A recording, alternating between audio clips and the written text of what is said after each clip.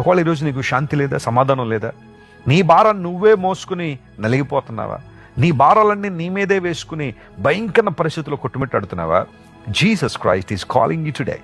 యేసు ప్రభు ఈ రోజు నిన్ను పిలుస్తున్నారు. ఆయన ప్రేమగల దేవుడు, ఆయన నీకోసం సిలువలో మరణించిన దేవుడు, ఆయన నీ భారాలన్నీ తన మీద వేసుకుని సిలువను మోసిన దేవుడు ఆయన.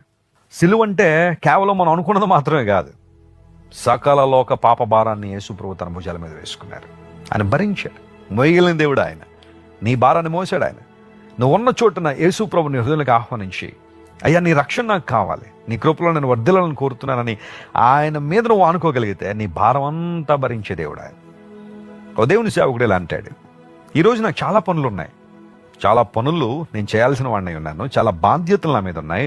అందరూ బట్టి ఈరోజు నేను రోజువారి కన్నా ఎక్కువ ప్రార్థన చేస్తాను అన్నాడు. మనం ఏమంటాం, ఈరోజు చాలా పనులు ఉన్నాయి కాబట్టి ప్రార్థన తగ్గించేద్దాం, వాక్యం తగ్గిద్దాం అనుకుంటాం. కానీ ఆయన ఎవరో తెలుసా, ఈరోజు నాకు చాలా పనులు ఉన్నాయి కాబట్టి నేను ఎక్కువసేపు ప్రార్థన చేస్తాను, నేను ప్రార్థన చేయడం ద్వారా దేవుడు ఆ పనులను తేలిక చేస్తాడని.